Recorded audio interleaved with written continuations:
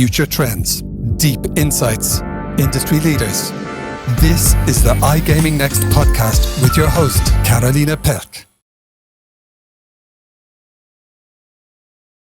Hi everyone, my name is Karolina Pelc. I'm a founder and CEO of SharedPlay, and I'm also a host for iGaming Next podcast. Today we're doing a little bit of a emergency last-minute podcast, and we have a guest here, Simon Hammon, Chief Product Officer of Relax Gaming, previously Chief Product Officer of NetEnt. Simon, thank you so much for finding time at really short notice. Yeah, you're welcome, no problem. Well, we are here because of the news that came out this morning that have the industry buzzing on a Friday of Kindred Group acquiring Relax. Massive congratulations. I think you must be over the moon. For those that are just waking up to the news, can you give us a little bit of the information about what the deal is exactly? Sure thing. No, thanks for that. It's obviously a big news for a Friday. The industry will surely be alight with discussion and an opinion, but I see it as a great positive, not only for Kindred but also for Relax. And yeah, it's there's a natural synergies there between the two companies, natural history between the two companies, so that makes a lot of sense. And there's also a lot of great opportunity for the two companies. So yeah, it's a quite a common sense deal, although quite a new sort of dynamic for the general industry. So, you know, a B2C heavily moving into the B2B space in that sense. But there is also, from a Relax point of view, we're of course a B2B servicing a wide distribution of customers. And one of the great things here is that Relax continues to operate as a fully independent entity, separate board, separate management, to keep and maintain the integrity of that distribution. So yeah, it's big news. Very happy with it, very proud of it, and I think very positive reactions generally, both from market, employees, operators, suppliers. So I think it's been well received. Well, we must not mention the valuation. It puts you at the valuation up to 320 million euros, right? So unbelievable and well done again. I remember, you know, when you guys started at Relax, it was a pretty small, relatively unknown company. So great achievement. Can you tell us a little bit, because we know that, you know, Kindred did own already a part of Relax before, Sure. 33%, I believe. So Yep. How was the relationship with them before, and how do you see it changing now? Do you see it as a way for operator to be able to differentiate, to a certain extent control their key distribution channel? Quite a lot of good questions in that one. First of all, you're right. I mean, Kindred was a large and the largest shareholder already in Relax. So that was, you know, very well known. And Kindred has been part of the Relax journey for many years. I mean, we are the provider of both the poker and bingo products to Kindred. The last few years have certainly seen a fantastic trajectory and growth for Relax specifically, in terms of casino growth, aggregation growth, brand awareness, you know, something that we've been working extremely hard on to make sure that we are front of mind, and our goal was to be a top tier supplier and do that quickly. And I think we've achieved that and have the foundation to achieve even more. So that's a great thing for us. There has been a history, of course. We have actually several management within our management group who used to be ex-Kindred in that sense. So we're very familiar with the company, the culture, the synergy, and you know, that we will be. We know what we're getting in bed with here on a deeper level, and I think that's a very key core component of any M&A activity is who are you doing that with, and we're very comfortable with Kindred, and we know, and they know us, and we know them, and you know, that's important for the dynamics of us as a company in our own right to be able to grow and move forward. I think the other question you had there was, is this more of a signal value for how an operator will view this space and independence? Of course, we're still driven by our own expansion. We're still driven by our own core product, our own core offering to service the network. I mean, that's our key definer. But of course, there are opportunities there, especially for Kindred on partner synergies, on custom contents, differentiation of product, how to optimize, you know, their own B2C operations. Now they're having a good hand in a B2B especially not in the poker and bingo front, which has already been ongoing and living and breathing, but also now on the casino front. So yeah, we're staying very true to what we're doing already. I think it's been working extremely well, and Kindred have recognized that, seen that, and been impressed by that. And as I think and hope the industry has as well, that won't change. But of course, there are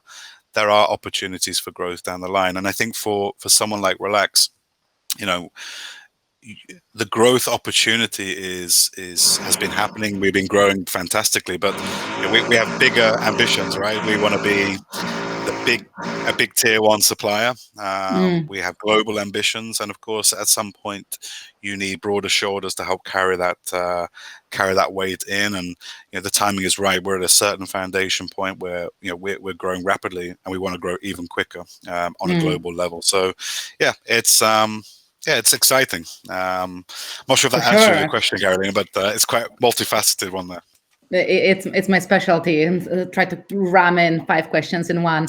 I also must apologize because it is a last minute podcast, and my neighbors also decided last minute to do some drilling, and I don't have much appreciation for what I'm doing here, so I apologize for the background noise. We touched a little bit on the opportunities. I think we do need to also talk about the American dream. Does this mean expansion plans for the US? Does this mean better opportunity on B2B? Sort of business for Kindred in the US, and I don't know if you can tell us a little bit about that. I mean, it's the hot topic of the industry, right? Is the growth expansion opportunity in the US. Any serious players is heavily considering the market dynamics and the rapidly changing dynamics in that market, and I think Relax has always braced to enter the US market. We were thinking about it, preparing it. Of course, we had a lot of business to do in our core markets. Europe is still our core. But we are well placed now, I think, to take that big step and to start our true global distribution ambitions there. And I think we've got the right platform, we've got the right product base, we've got the right content depth, partner base. So there's a huge amount of opportunity for us there. And Kindred already being in the US market also have lessons learned and knowledge and key infrastructures and things in place. So together we have the ability to really take a strong position in that marketplace. So yeah, of course, that's exciting for us. And I mean, as announced by Kindred this morning, it's a key ambition for both parties to enter that market as soon as we can. Sure, and I might be a little bit cheeky here, but when we were talking about the U.S. opportunities, the big race and the big appetite of all the different U.S. companies for M&A, were there any other buyers that you considered? And maybe if they were, why Kindred specifically from your point of view? There's only so much I can go into, but I mean, it's no secret that Relax has been fantastically growing. I think we've caused a lot of industry stir and a lot of quick reputation. So of course that courted and has courted over the years actually interested parties of various forms and sizes and localities. But naturally the Kindred synergy was clear. I mean, they're already a key shareholder. The cultural aspect, the knowledge aspect of who they are as a partner, the synergies we can do together. I would say it's just a natural fit, a natural, probably expected fit in many respects. So, if you know that, why venture into the unknown in that sense? And I think we're all about growth, and together we're all about growth and making wins together in a rapidly changing market. So you want to shortcut those things with elements that you're aware of and opportunities that are here now and in front of us. So I think slightly fluffy answer to your question is it was a natural choice in many respects. And I think it opens up a different sort of context here, because previously there was a lot of talk about this whole need for, full portfolio of product verticals and this big focus on Sportsbook.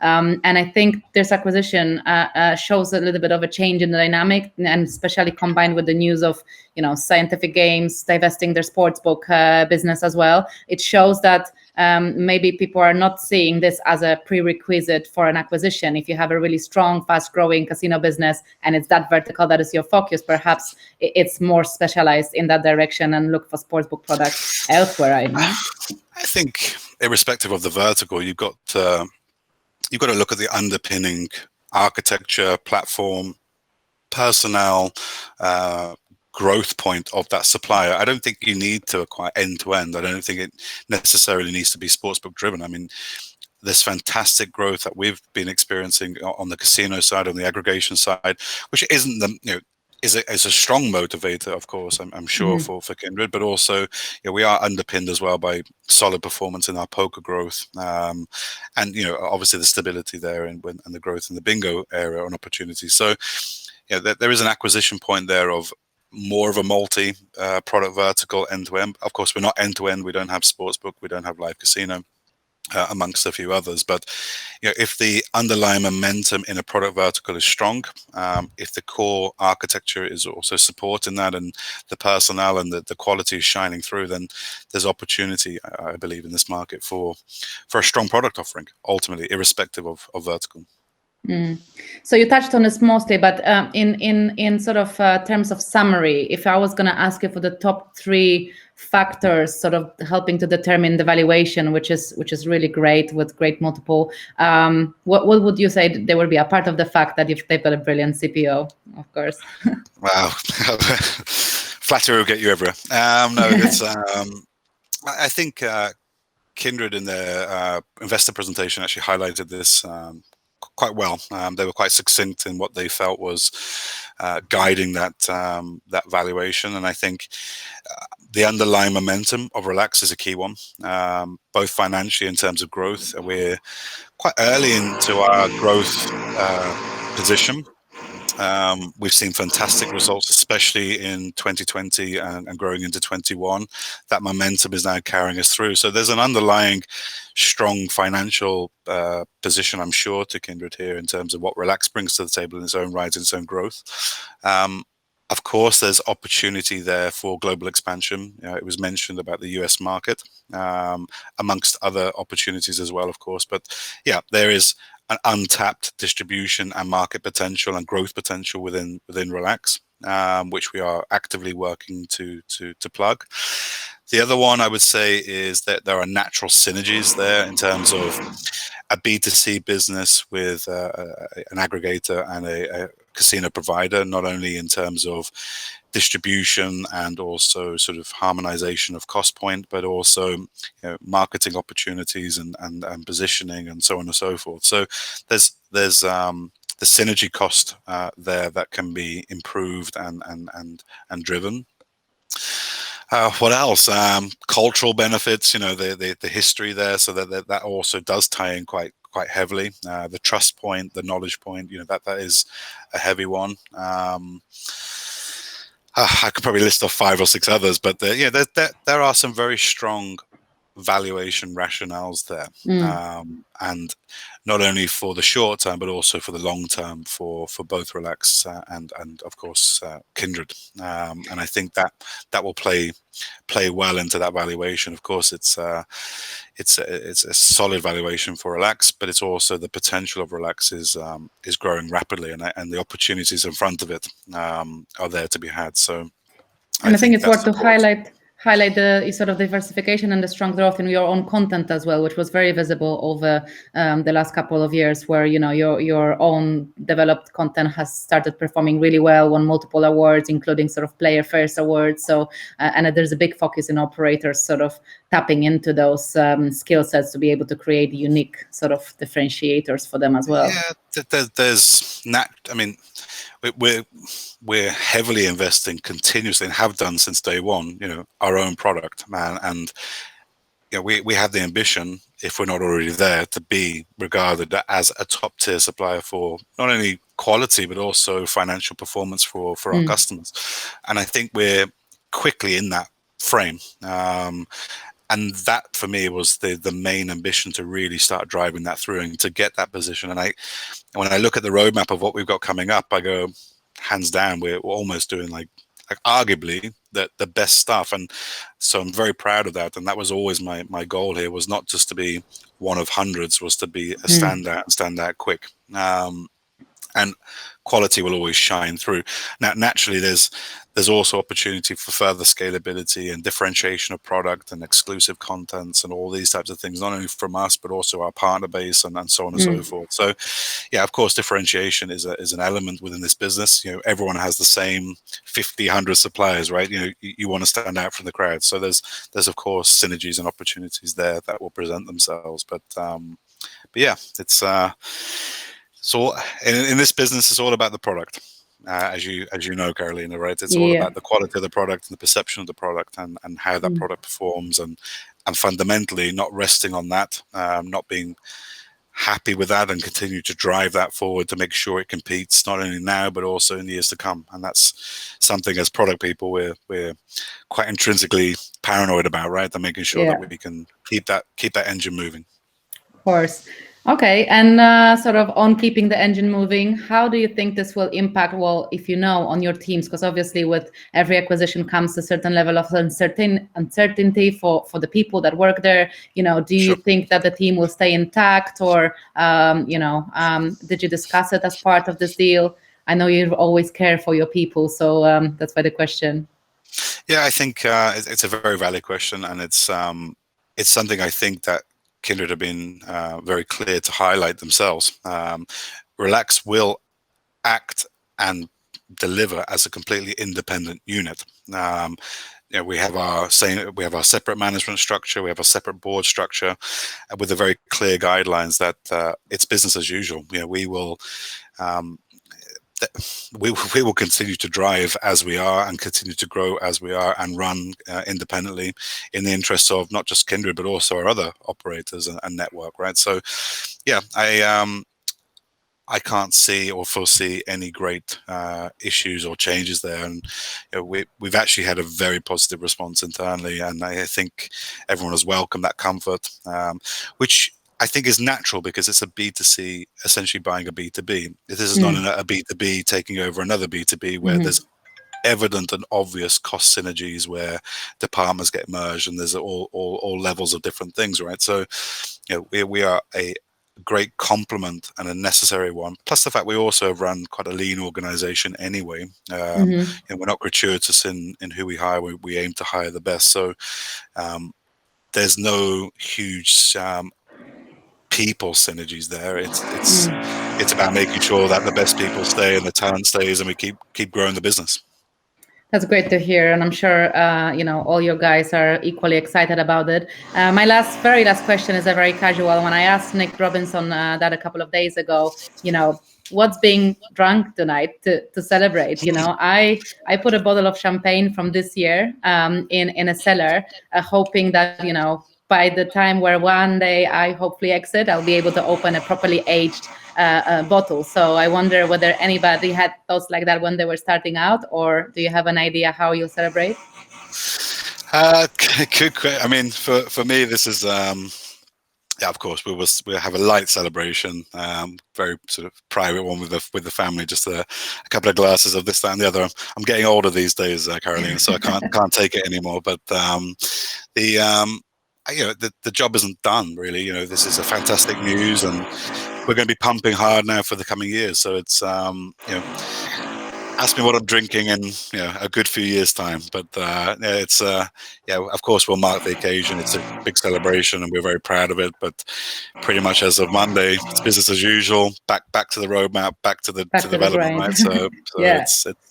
It's I guess hopefully we'll celebrate quite a few of these big deals when we all get to meet at last, because it's interesting, because throughout all these big deals happening and acquisitions, we have not had chance to come together and celebrate as an industry sort of and colleagues that we know each other. So I'm hoping that at one of the times when we meet, there's going to be a big, many reasons to celebrate for many people. I think thankfully there's things are starting to slowly open up, and you see a few conferences here or there, a few meet and greet dinners. We did actually a small event in Gibraltar the other week with our customers. So yeah, it's finally seemingly coming back to a degree of normality, and I can't wait for the industry gossip and the industry discussions, and what's moving and shaking, what's happening. And so yeah, I can't wait for that, to be honest. I think everyone's craving a sit down and a good old dinner and chat and see where the market's going and what's happening in the business. So yeah, it's great. Definitely. Fingers crossed to that. And again, Simon, massive congratulations. Thank you again for your time today. I'm sure a lot of people would be really grateful to hear the perspective so early on such a hot event. And yeah, a nice celebration with the family. And I hope to see you soon at the live event. Sounds fantastic. Cheers, Karolina. Thank you.